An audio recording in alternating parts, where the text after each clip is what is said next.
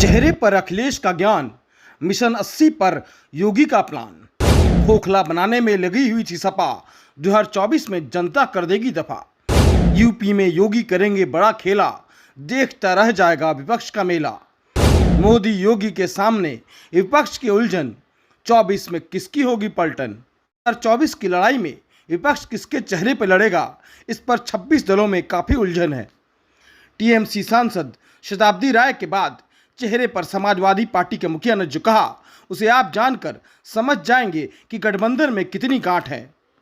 जालौन में विपक्षी दलों के गठबंधन इंडिया की तरफ से पीएम पद के प्रत्याशी से जुड़े सवाल पर अखिलेश ने कहा कि हमारे पास तो बहुत चेहरे हैं। अखिलेश ने कहा कि विपक्ष यानी इंडिया के पास महिला, जवान और बुजुर्ग सभी चेहरे हैं और चेहरे से जनता को कोई मतलब नहीं, जनता को तो काम से मतलब है। अगर आपको महिला प्रधानमंत्री चाहिए तो वो भी चेहरा है हमारे पास, कम उम्र का चाहिए तो वो भी चेहरा है, बुजुर्ग चाहिए वो भी है हमारे पास तो बहुत चेहरे हैं। एनडीए इंडिया से घबरा गया है।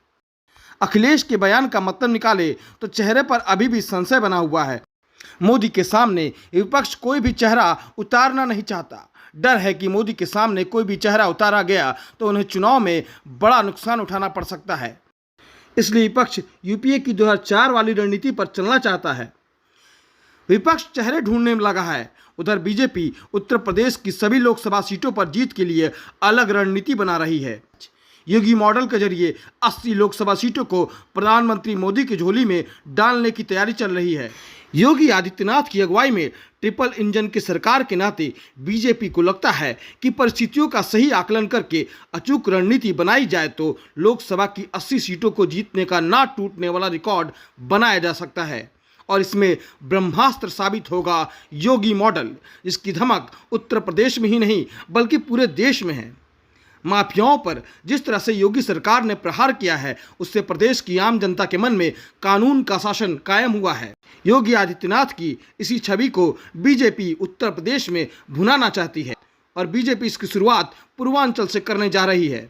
आजमगढ़ में अक्टूबर में रैली कर मोदी और योगी की जोड़ी पूर्वांचल में समाजवादी पार्टी का पत्ता साफ कर देगी।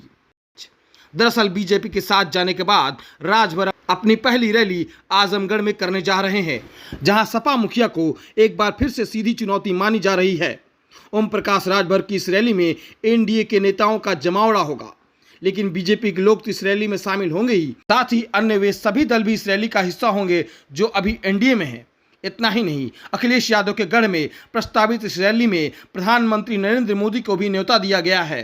हाल ही में दिल्ली गए राजभर ने पीएम मोदी से रैली में शामिल होने की अपील भी की है। इस बीच लोकसभा चुनाव से पहले समाजवादी पार्टी को फिर बड़ा झटका लग सकता है। पूर्व मंत्री समेत पूर्वांचल से पश्चिम तक कई नेता बीजेपी का दामन थाम सकते हैं।